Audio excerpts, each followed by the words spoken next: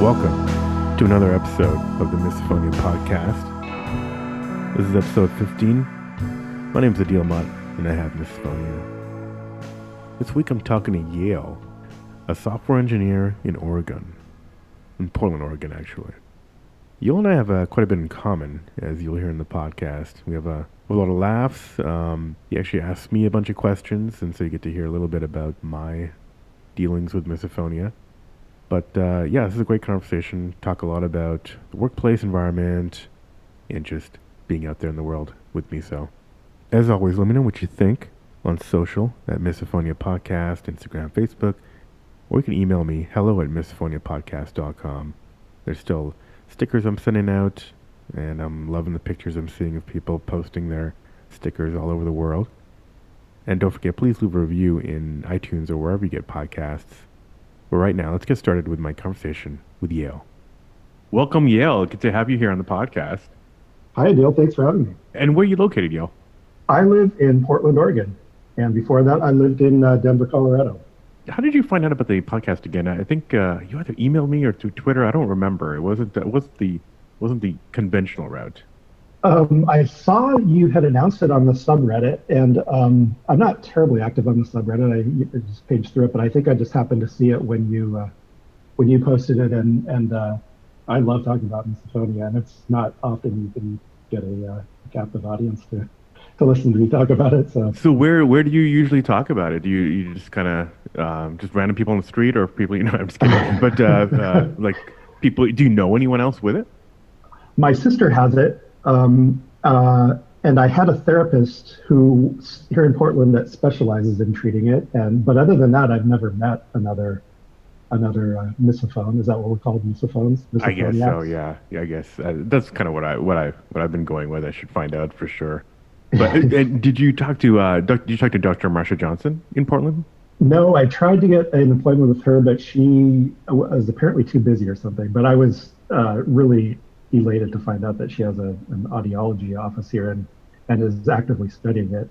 I can't remember the name of the therapist here. This was a couple of years ago, but she specializes in misophonia, and she has it too. So, and I went perhaps 5 times, and it was pretty helpful. It was kind of just more of a logistical thing that I stopped going, but it was a great outlet to talk to another misophone. She I don't know if I'm talking out of class, but her main trigger was her cats licking and cleaning themselves, which I had never heard of, and it's not a trigger for me.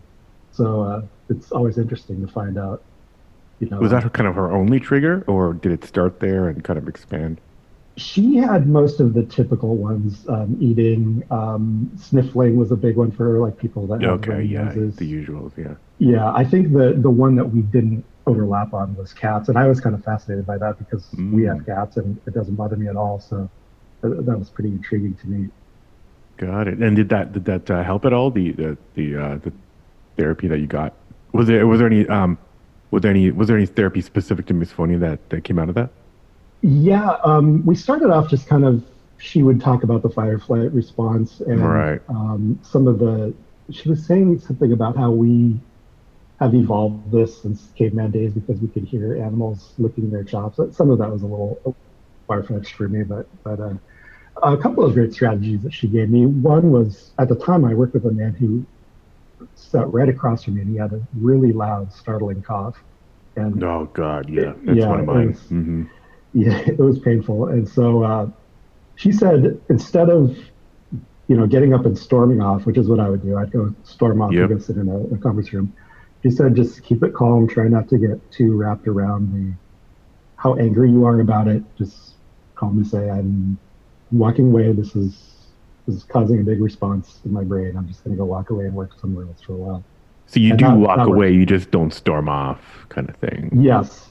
Although I definitely failed at that last weekend at a play, which I can talk about later if you'd like. Yeah. And let me write that in my notes for later. Sure. Yeah. Play incident. Okay. Yeah. And the other one. I hope it wasn't an Abraham Lincoln kind of situation. No, it was Chicago. The other coping mechanism that helped me a lot was just trying to develop a little empathy for other people. So in Portland, we have good public transit, so I ride the train to and from work, and as you can imagine, there's all sorts of Oh yeah. personal functioning going on with Mm-hmm. people's Mm-hmm. Bodies. and Mm-hmm. so yeah, you know that's exactly what I'm talking about. So she suggested that making eye contact with somebody and developing some kind of human empathy with them and their situation, and that actually does help. Like if somebody Mm. has a bad cold and there's doesn't always work, but sometimes if I can just have a look at them and see, oh, this is another human. They probably aren't really thrilled about having a bad cold.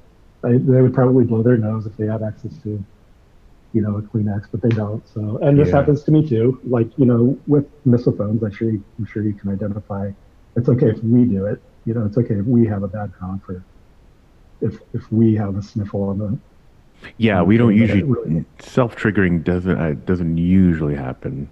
Yeah, no, that's interesting. If you know that it's a condition that's temporary, you can kind of talk your brain out of it potentially. sometimes, yeah. So where do you work then? I mean, what kind of work do you do? I'm a software engineer, Okay. so I work in an office, and in that line of work, you kind of have to keep a lot of complex things in your brain at once, and if you get distracted by some normal, most people consider normal office noise, it can really throw you off your Yeah. game. Is it like an open office environment too? Yeah, yeah. Hmm. So I'm wearing noise canceling headphones pretty much all day, and Did just you get them from your company or did you purchase them yourself? I bought them myself. I Yeah. I thought about asking, this is kind of a special condition that I have, and would really help if you can float these, but I don't know. I've not mustered the courage to do that. I'm okay paying for them too. I mean, I'm a software engineer too, and the last startup I Oh, was you at, are? they gave everybody headphones, not noise canceling, but headphones just to wear to listen to stuff, which Oh, which was wow. not related to Misophonia at all, but it was just like we want to do like some kind of an office perk. So I support any company doing Wow. that for any reason, and I think we should all try to Is do that.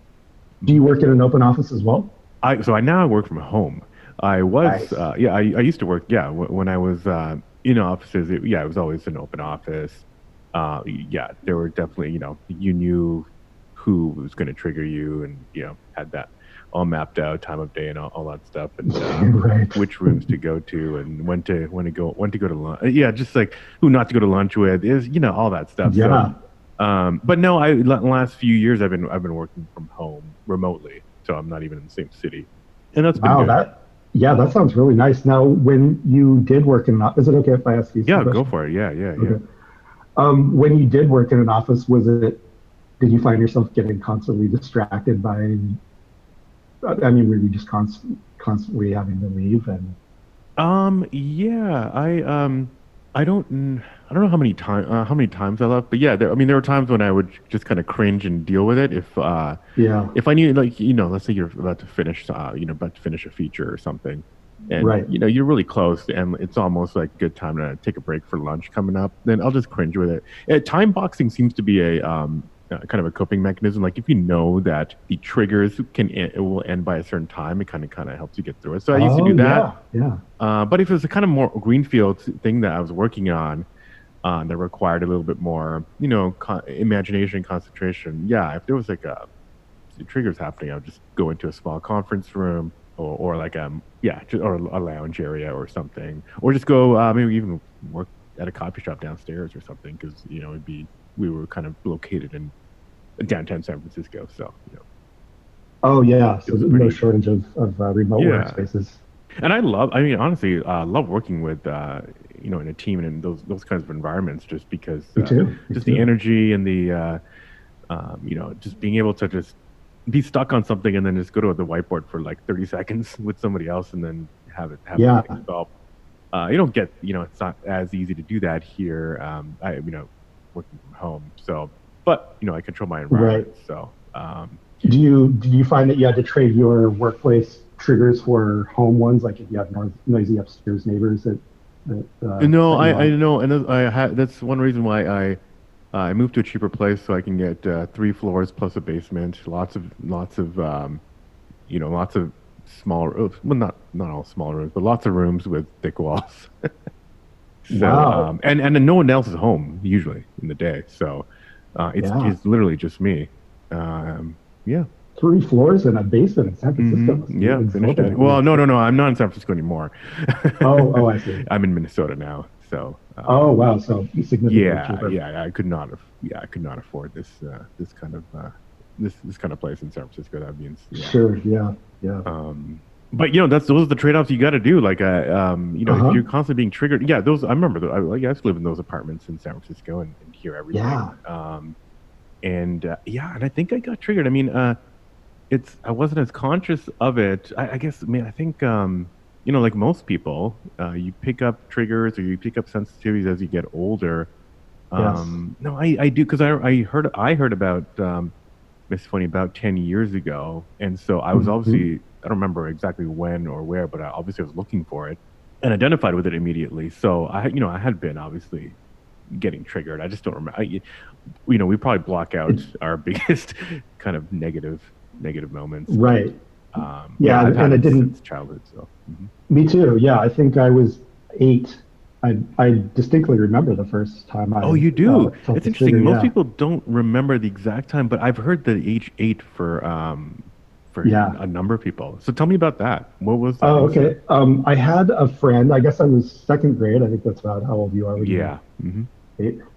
And I was over at their house for dinner, and I had never noticed it before, but my friend and his brother were just repulsively loud eaters. And I was just kind of gobsmacked at how loud and obnoxious it was. And that I Mm. never noticed it before. And I remember being kind of, I couldn't really focus on anything else because I was just so blown away by how gross it was. Yeah. So, and also at that time, my dad smoked a pipe back then, and he had a pretty bad smoker's cough. And I remember just getting really, really agitated when he would have these coughing fits, and like running across the room and burying my head in the couch cushions. And this was pre-Walkman and stuff, so we didn't really have Yeah. any ways to isolate ourselves from that kind of sound. And that really, my dad's coughing and my friends eating really, really set me off. And like you said earlier, I hoped this would get better as I got older, but I only seem to get new, different triggers. And those sounds, the coughing and your friend and their sibling, were they basically breaking silence? Basically, it was otherwise a quiet room, or relatively, Um, or yeah, they were one of those families that kind of sit there in silence during dinner, which it makes me the idea of it just makes me panic. Yeah, even to this day, if I walk into a restaurant and it's too quiet, I have a deal with my family that I have to be able to say this place is too quiet. We got to leave. I can't handle this. I can't handle yep, the fork tinking. I can't handle the yeah, all of it. All of it. yeah. And so as you were after 8 years old, were you starting to hear stuff at school? Like, did it start to? Oh, you're a software engineer. We're not total dummies, so obviously Right. it didn't take your grades down too much. I'm wondering if you remember any memories of it affecting your school. Yeah, I don't remember it too much in high school, but I must have blocked it out. But in college, it was a huge problem. How I did you get would out of that? just, Because it's yeah, I mean, I had those exams in gyms. How did you find I, accommodations? yeah, I mean, I didn't like excel in college by any means, and it Mm, probably was because I would just skip class if it was a big class and yeah. people are just chewing gum, I would just walk out. Or Did you get visual um, triggers too? I didn't really notice that until my 30s. I'm 48 now, so I probably in my 30s I started noticing that I would get pretty angry if certain people were eating, and if certain people, you probably experience this too. Hmm. It doesn't apply to everybody, and that's one of the weirdest things about it. For me, it seems to be how self-conscious the person is or isn't about what they're doing. Like if they're just obnoxiously plowing away at their food, I get pretty angry about that. But if somebody Yeah. seems like they're fairly trying to keep, they're aware of it, then that makes me a Right. little calmer. Right. Makes your brain think that they're not out to assassinate you or something. So Right? Yeah, yeah. But just one of the many baffling things about this. yeah. So you did get through college in one piece somewhat, Yep, yep. Hmm. and then you're out. You're a young man in the big world. Uh, let's go back a little bit to maybe what did your family think? Did you communicate it at all? Yeah, It my must have been like parents the and 80s siblings. or whatever. So yeah. Yeah, my sister, as I mentioned, has misophonia too, and Oh, right. Okay. so it was Did she always do? kind of a joke. Go ahead. No, I'm just wondering, well, what kind of older, younger? She's 2 years younger, and we talk about it frequently. I would say we did back then too, even though it didn't have a name. We would always just kind of commiserate on, mom's chewing gum really loud, dad's got the cough, and Well, it that's was kind of kind of sounds not too bad. At least you weren't completely alone.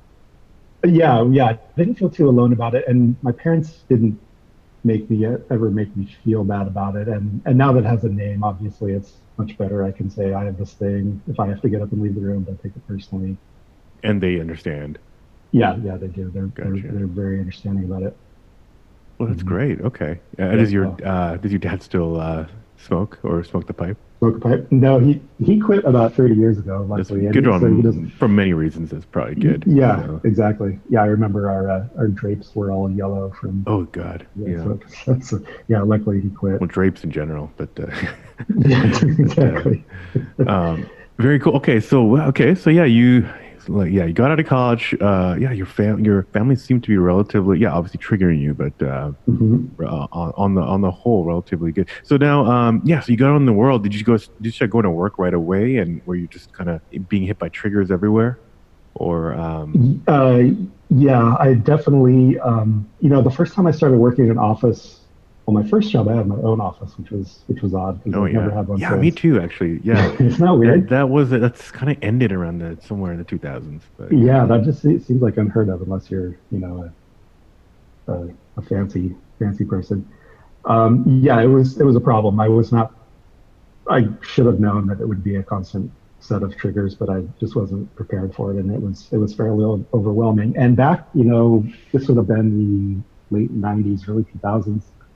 Remote work just wasn't really a thing that a lot of companies No, were tolerant of. So you were kind of just stuck, and you also didn't have a laptop. You had a desktop no. computer. I So mean, it's like basically dial up, so you couldn't really right, do much right, remotely, yeah, unless you had access to like a fax machine or something. But right, yeah. Oh, and at one point I had a job where, if you can believe this, we were forbidden from wearing headphones while we were working, no, which I can't believe I took that job. But after 3 months, I was just like, fuck this. I can see that happening back in the day, back in the Stone Ages of Yeah. pre iPod. I mean, Yeah. as of now, I can't even imagine, going to work in the '70s or something where you're just sitting in a room with a bunch of people eating Hmm. And gum and smoking. smoking. And smoking, right? Yeah. Smoking in the office for Yeah. sure. Yeah. Was that your second job that just turned into a big trigger hell, or Yeah, I yeah? left. Okay. I left one job. I got that triggered Always job where we software couldn't wear engineering. headphones. Yeah, I started off in GIS, Geographic Oh yeah. Information Systems, and Yeah. then got more into um, web development, and then now more kind of data engineering and DevOps kind of stuff.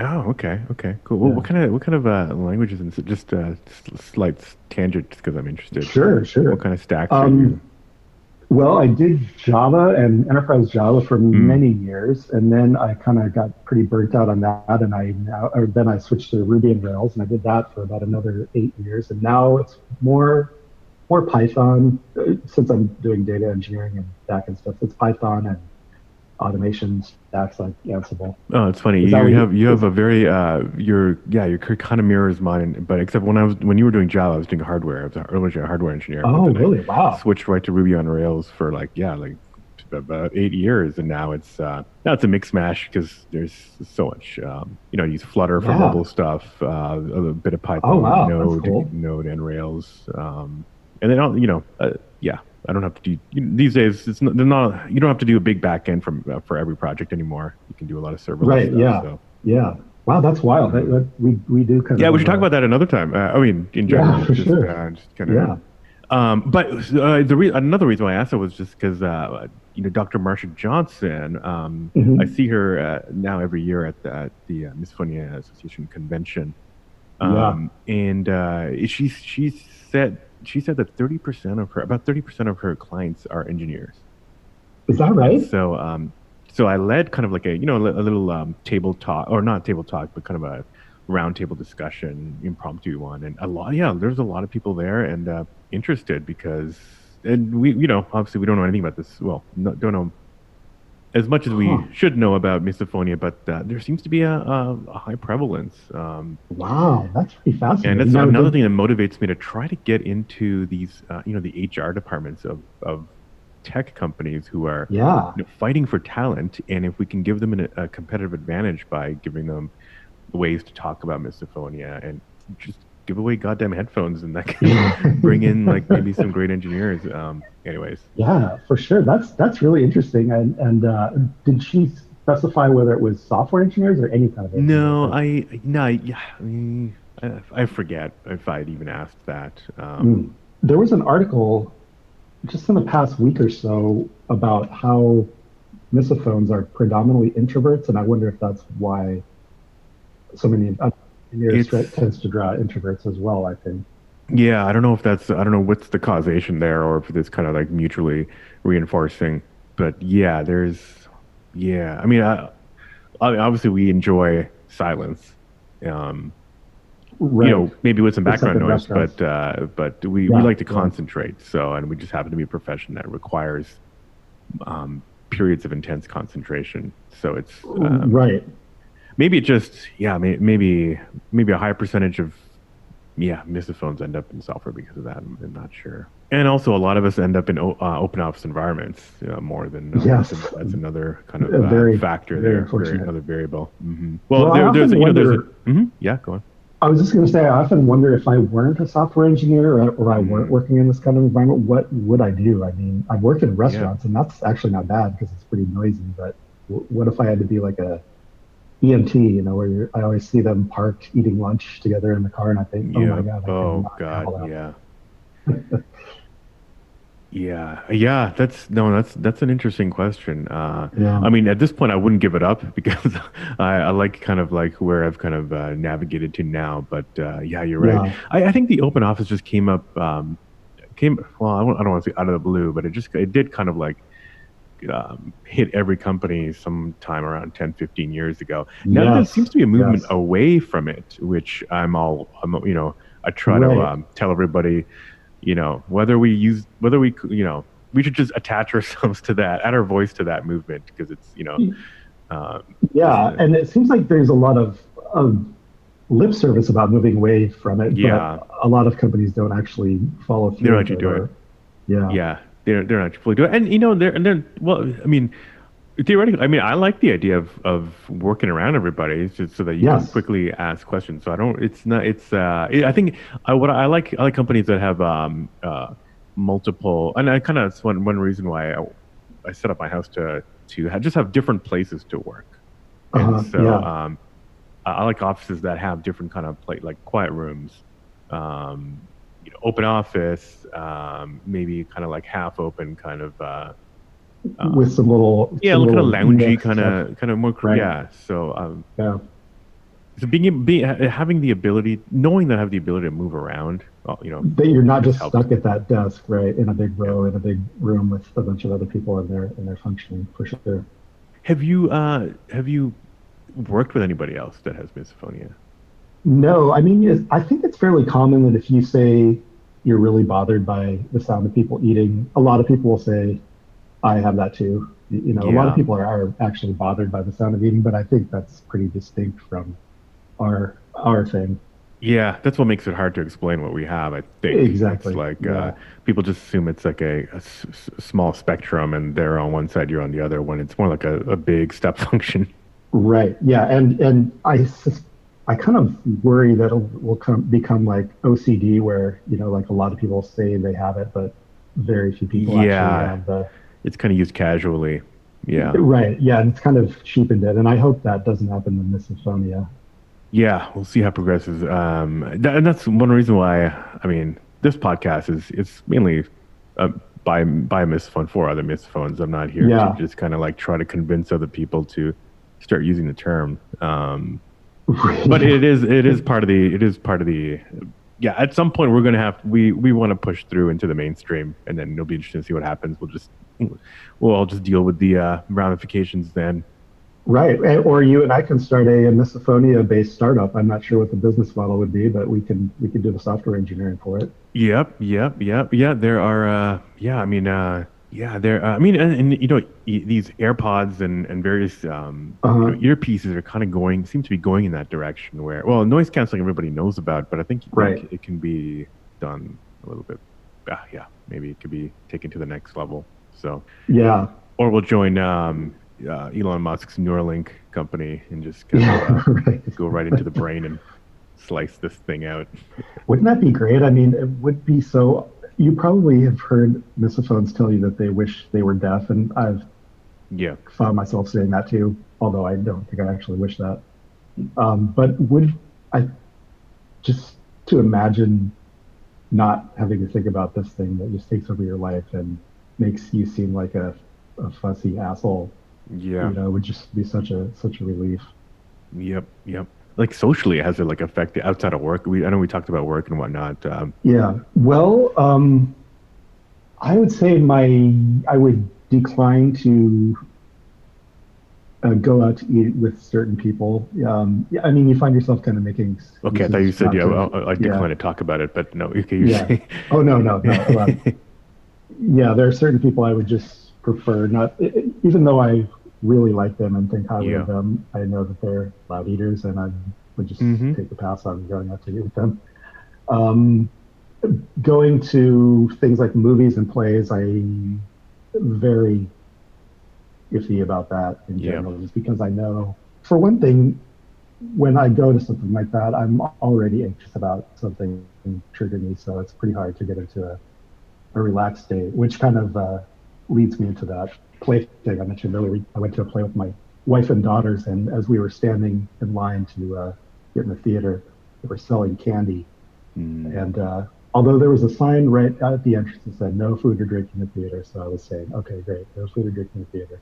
And then before the play started, a woman came out and said, please turn off your phones, no food or drink in the theater. But of course, as soon as the play started, Yes. Mm-hmm. tons of candy wrappers, and including a kid and his dad right behind me. And I was just spiraling, just so on edge. I glared at them Yeah. probably three times, and The then maybe misophonia glare. Yeah. the misophonia glare. Yep, you know it. And then We should do a after about calendar. We should do a calendar. Just the how many misophonia. glares per Yeah. day? Yeah. After about 20 minutes, I just kind of swore under my breath and stormed off in direct contradiction of what I learned at that therapist's office, and moved to a different seat, hoping the people behind me saw me storm off.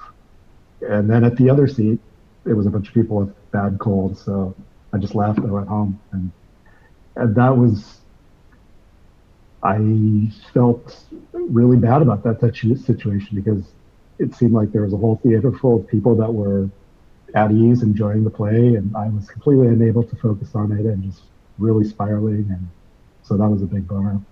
It felt like Yeah. kind of a setback.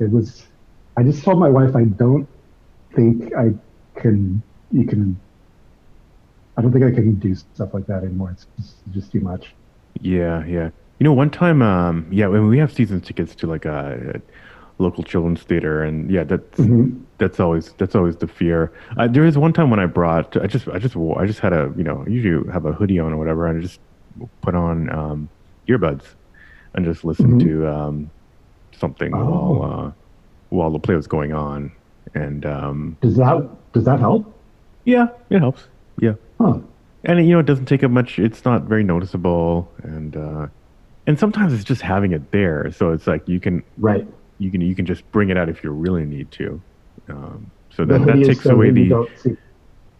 that takes away like the initial anxiety of like, what do I do? I'm kind of like Yeah. armorless here. So Wow, that's a good tip. I think I will try that.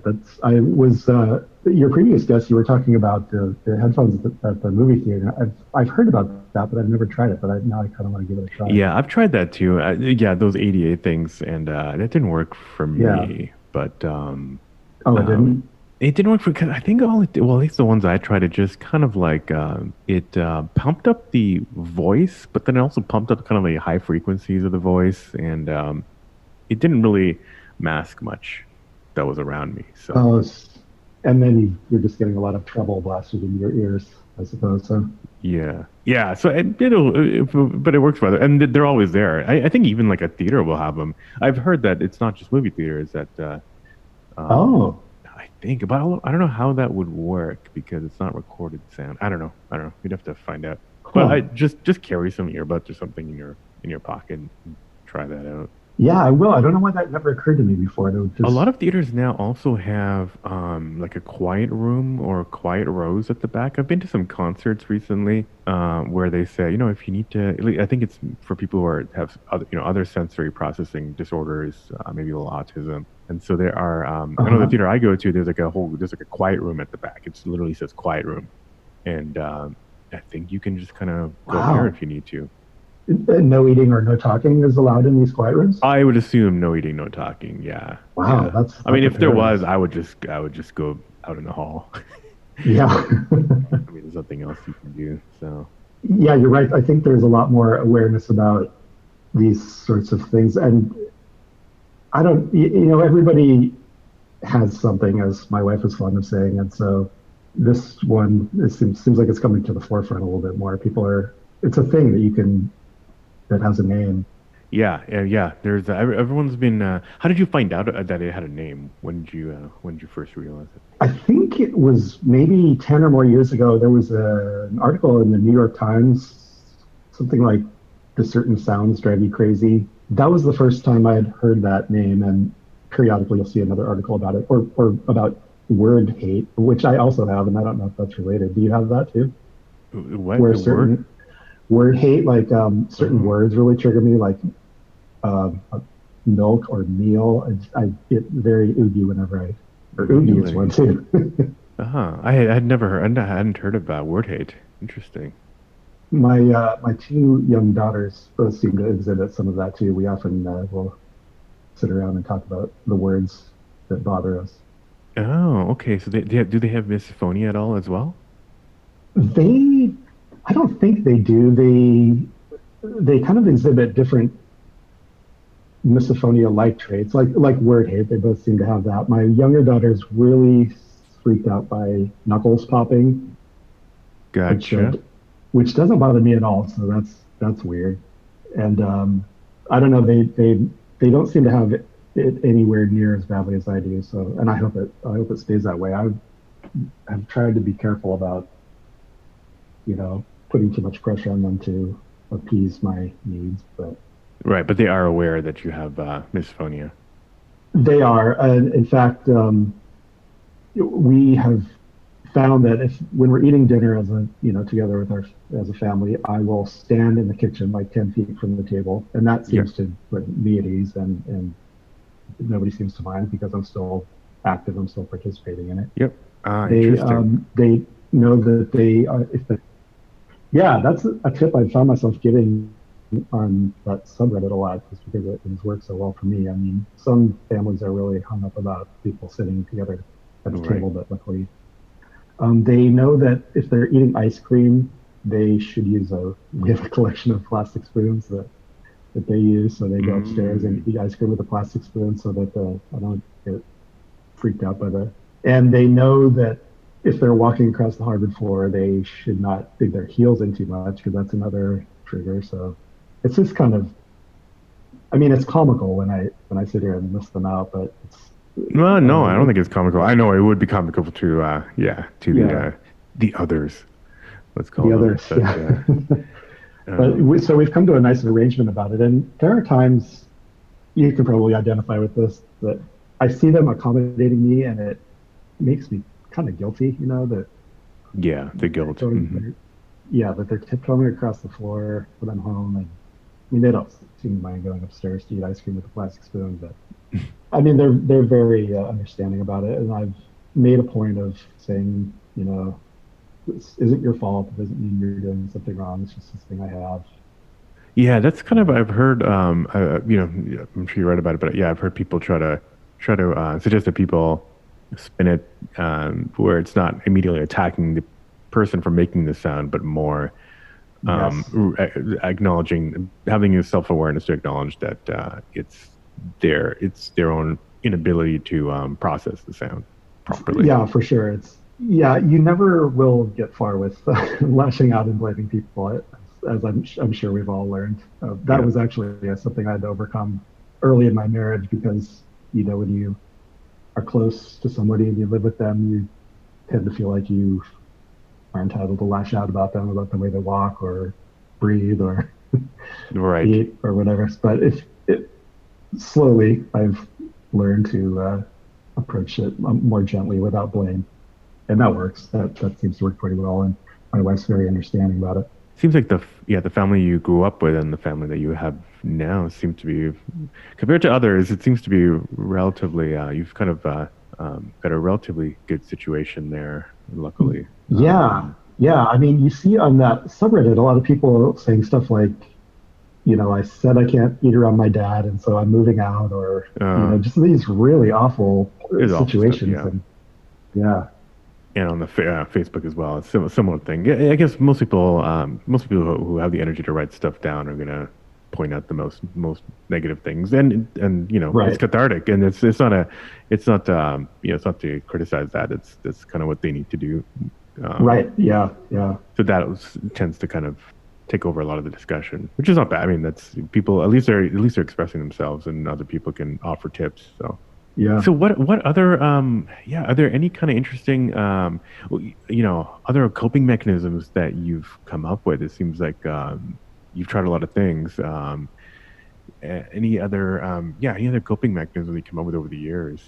Let's see, noise canceling headphones. Mm, Headphones in general are a lifesaver. yeah. Eating dinner apart from my family. White noise machines are great. When do you use those? Like working, sleeping? For sleeping, so I have a Yeah, fan okay. and a white noise machine going, and that seems to help quite a bit. Just trying to breathe and stay relaxed and not get too wrapped up in how mad you are in it. That seems to help me quite a bit. Yeah, yeah.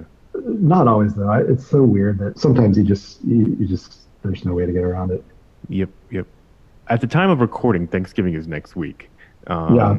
and Christmas is coming up. Uh-huh. There's a lot of Yep. eating, and Yep. your standing by the kitchen kind of thing. Do you have Yeah. any plans ready to go to deploy for the holidays? I'm not too worried about it because I'll just be around my immediate family and then my Okay. parents, and they're, as long as we're playing music and we have lively Yep. conversation, I'm usually not too bad. Yeah. There's usually a lot of movement too. People can move around, and yeah. Right. Yeah. You don't have to sit in a quiet room and just sit next to somebody that's eating really loudly, usually. And I don't think I will this year. So I'm not too worried about it. Yeah, it'd be interesting to see how everyone's experiences are. I'm sure there'll be a kind of maybe an uptick in ranting online, but Right. hopefully more awareness and hopefully more, more support. So Right. I think it's with, if we've got a lot of people researching this, hopefully, and now we've yeah. got by the way, I didn't even know about that convention until after it happened. What was it like? It was just some Oh, it's good. Yeah, it seminars was the and second one stuff I'd like gone that. to. Yeah, it was the second one I'd gone to, and I found out about it. Also just after one of them had passed, and so I decided to go the next year, and that actually Mhm. happened to be in Minnesota, and so I was like, oh, sweet, I don't even have to book anything. So it was good. I've met some Oh, wow. I met some great friends that I see at the convention, and now we actually have biweekly calls where we talk about stuff. A bunch of them are coming on the podcast.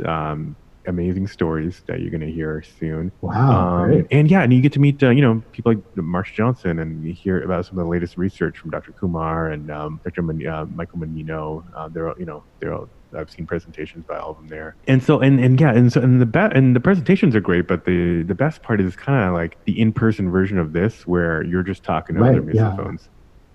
Cool. Well, on that note, Yale, I think, I think we'll wrap it here. Okay. Anything else you want to, tell people who've been bottling this up, maybe are just discovering it, or other engineers like us? Anything you want to kind of like tell folks? I just thought of a funny story from Yeah.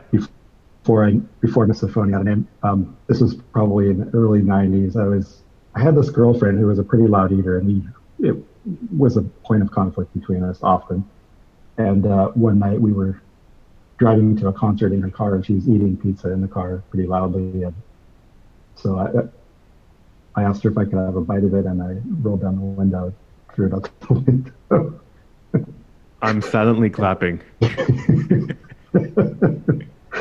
That's awesome. Well, I want to end it on that because that's a great story. Well, thanks again, Yale, for thank you. This is talking great. about all this stuff. It's great talking to you. And hope to see you at some point. Likewise. I hope you enjoyed that. That was a fun time for me talking to Yale. Another batch of interviews will be starting around May. A lot of slots have been taken, but stay tuned for more availability. You can find a Be a Guest link somewhere on the website. Once again, please follow us, Instagram, Facebook at Misophonia Podcast, on Twitter at Misophonia Show, my email hello@misophoniapodcast.com, and until next week, wishing you peace and quiet.